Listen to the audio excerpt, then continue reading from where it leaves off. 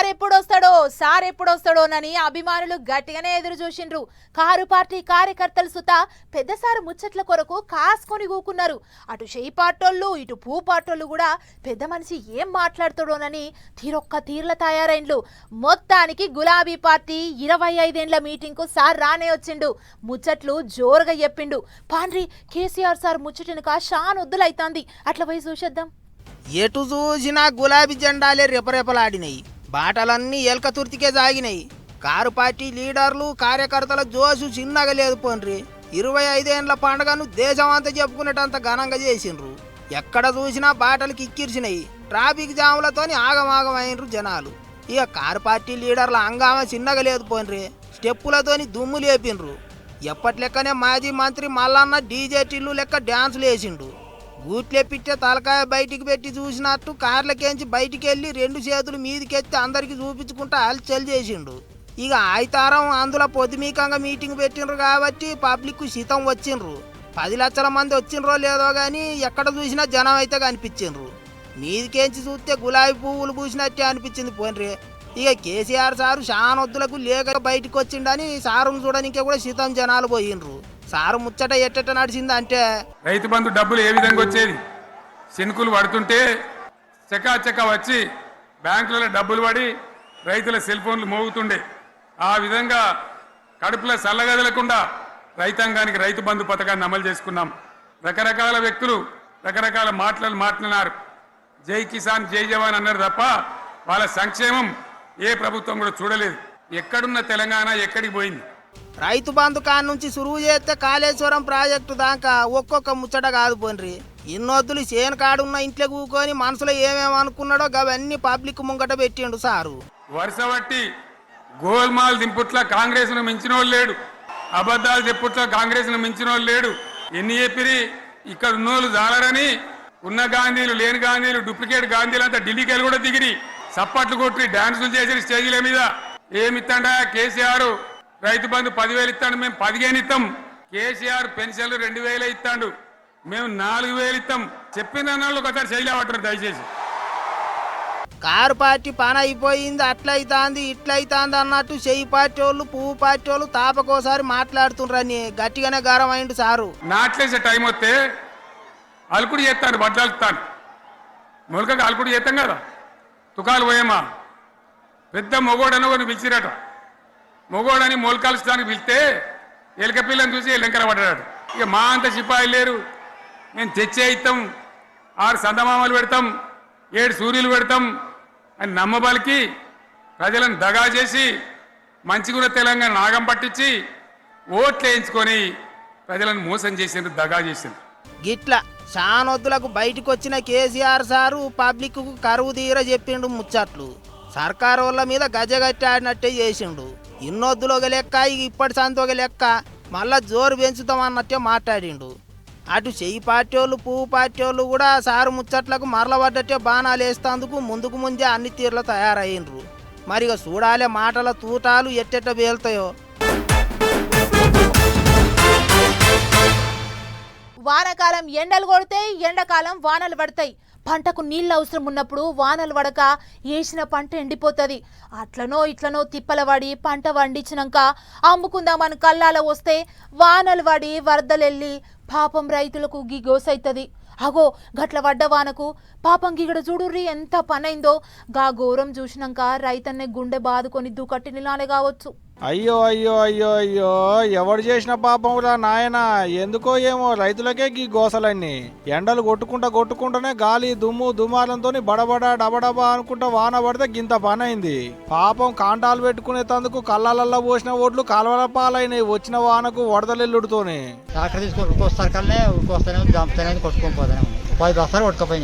మబ్బులు పడేది చూసి దగ్గరికి నూకి పట్టాలు కప్పుకునేందుకు ట్రాక్టర్ వేసుకొని ఉరికొస్తూనే ఉన్నారట. వచ్చేసరికి వాన సంపుడుతోని ఓట్లన్నీ కొట్టుకపోయినాయి ఆట. గడ్డ కొట్టకపోయిన ఓట్లను గిట్లా దంతెలతోని దగ్గరికి నూకుతున్నారు రైతన్నలు. అగ చూడోలే కళ్ళాలు కాలువలైనాయి, ఓట్లన్నీ మైండలైనాయి. కళ్ళంలో ఏకంగా ఓ చెరువే కట్టినంత పని అయింది. యాదాద్రి భువనగిరి జిల్లా చౌటుప్పల్ వడ్ల మార్కెట్లో పోసిన రాసులన్నీ తడిసి ముద్దయినాయి అడ్డగోలు వానలకు.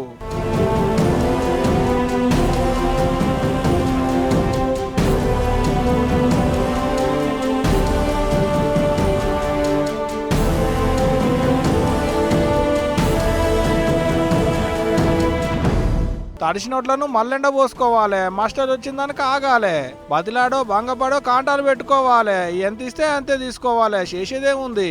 వానలు వచ్చినా వరదలు వచ్చినా చేసిన కష్టం అంతా గిట్ల కాలువల పాలైనా చూసి అయ్యో అనేటోళ్ళే తప్పితే రైతుల కోసం చూసేదేవలు వాళ్ళ కోసను తీల్చేదేవలు.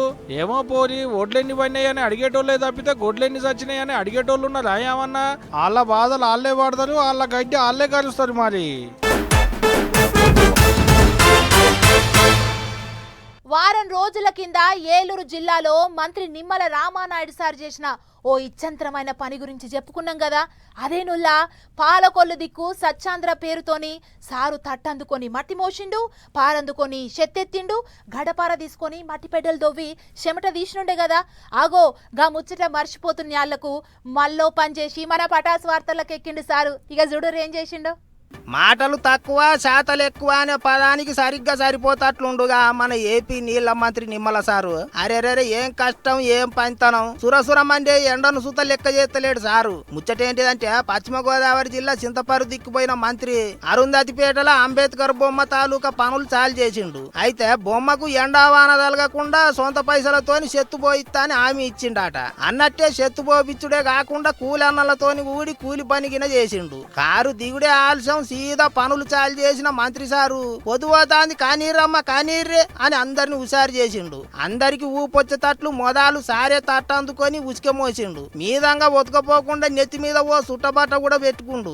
ఉసుకే పోసుడు అయినాక కంకరెత్తిండు. అన్నలు తట్ట లేపి నెత్తి మీద పెడితే కూలోళ్ళ కంటే రూవడిగా పోయి మిల్లర్ గోలెంలో పోసిండు. మాలుగాల్పుడు అయినాక నిచ్చెనెక్కి చెత్తు మీదికి పోయిండు. అప్పటికే తయారు ఉన్న మాలు బండిని తోలుకపోయి మేస్త్రి పోయిమన్న కాడ పోసిండు. ఇక మాలు పోసుడు అయినాక మంచిగా అనిగేటట్లు గాలి మోటార్ ఆడిచ్చిండు. ఆకలి అయితే బుక్కెడంతా ఆన్య తిన్నాడు గాని పని ఇడిచిపెట్టి మాత్రం పోలేదు. అగో ఏమంటాడు, నా నియోజకవర్గంలో ఉన్నటువంటి అంబేద్కర్, బాబు జగజ్జీవన్ విగ్రహాలన్నిటికీ కూడా ఆ పైకప్పుని మరి ఏదైతే నిర్మాణం చేయాలనేటువంటి ఆలోచనే కాకుండా అందులో అవకాశం ఉన్నంత వరకు కూడా నేను కూడా శ్రమదానం చేసి ఆ మహనీయుల స్ఫూర్తితో నేను కూడా పనిచేయాలి అనేటువంటి ఆలోచనతోటే. ఇదొక్కటే కాదు, ఇప్పటికీ ఇటువంటి పనులు సిద్ధం చేసిండు. చూస్తా అంటే నిమ్మల సారుకు గీ పనొచ్చు గా పని రాదనేం లేదు. ఏడబోయినా ఏ పని ముట్టుకున్నా సారు చెమట తీయాల్సిందే. పని అయ్యేదాకా దాని కథ ఏందో చూడాల్సిందే. మొత్తానికి నిమ్మల సారు మాటల మంత్రి కాదు చేతల మంత్రి అని అనుకుంటారు గీ ముచ్చట చూసిన అక్కడి పబ్లిక్.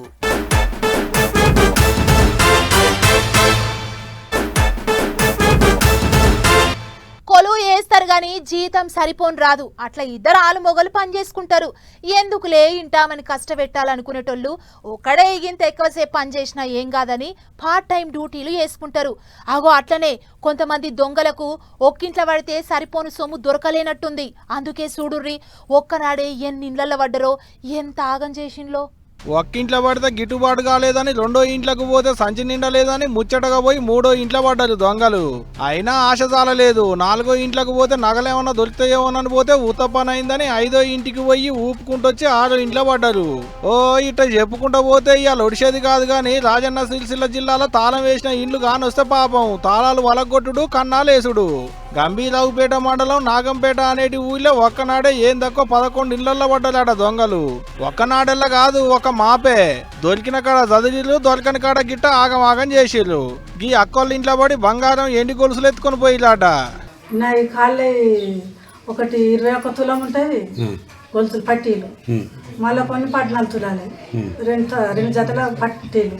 ఇక మా బిడ్డ గొలుసులు, మా మన్నదలి గొలుసులు. గొలుసులు అంటే బంగారం, పట్టగొలుసులే, అల్లే పట్టగొలుసులు. నా గొండ్లు ఒక్కటి సాయం. ఏమైనా డబ్బులు పోయినాయి? ఇక డబ్బులు లేవు మా ఇంట్లో. తెల్లారి గట్ల చూసుకొని పోలీసు వాళ్ళకు మతలాభిస్తే కేసులు రాసుకొని వాసన పట్టేటి కుక్కలు పట్టుకొని వచ్చి దొంగల జాడను దొరకబట్టేందుకు. ఒకటి కాదు రెండు కాదు, ఒక్కటే మాపు ఏకంగా 11 ఇండ్లలో పడ్డారంటే చూడురి ఎంత పనివంతులో. అయినా ఏడమోపైతారు రావాలి, ఏదన్నా పని చేసుకుంటే కాదా.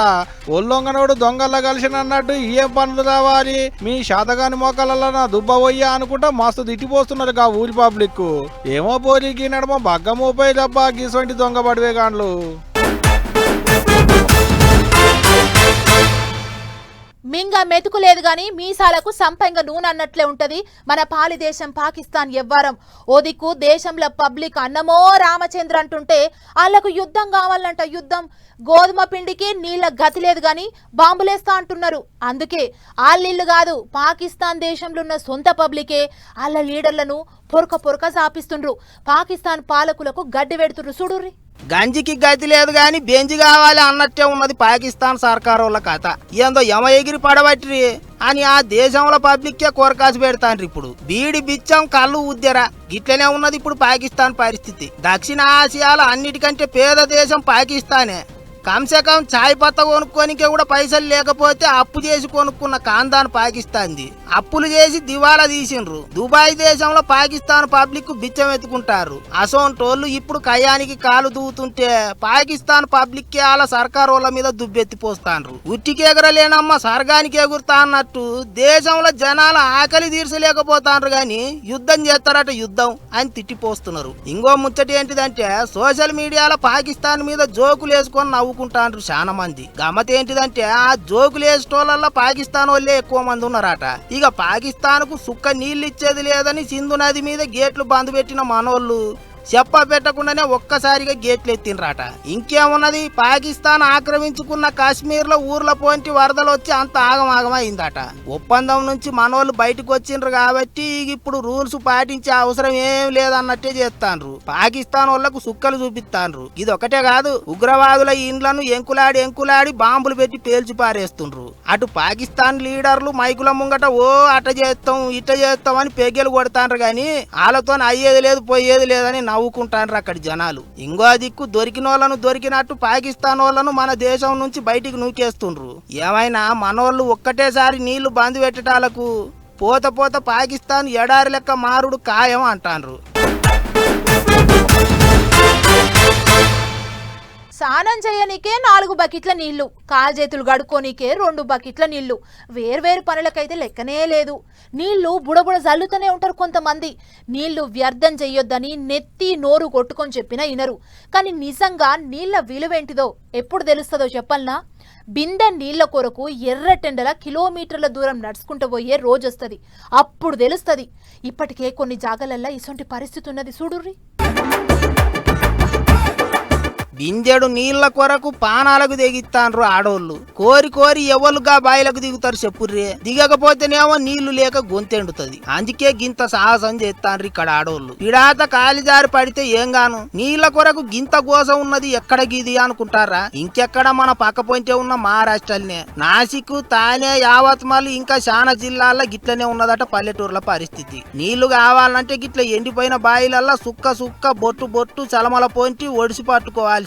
ఊర్లో బగ్గ ధైర్యం ఉన్న అక్కను గిట్ల బాయిలకు దించితే తాళ్లతోని బిందెలు డబ్బాలు లోపలికి ఇడిచిపెట్టి నీళ్లు ఉండబోతుండ్రు. 1-2 బిందెలు నిండితే వాటినే 3-4 ఒద్దులు సరిపెట్టుకునే పరిస్థితి ఉన్నదట. గోస అంటే గోస కాదు పోన్రి. ఈ నీళ్ల తిప్పల చేయబట్టి ఈ ఊర్లలో మొగోళ్లకు లగ్గాలు కూడా ఇతలేవట. పిల్లనియాలంటే ఇత్తలేరట ఎవ్వళ్ళు. నీళ్లు లేని ఊరికి ఆడపిల్లనిచ్చి అన్యాయం చేయలేం అంటున్నారట.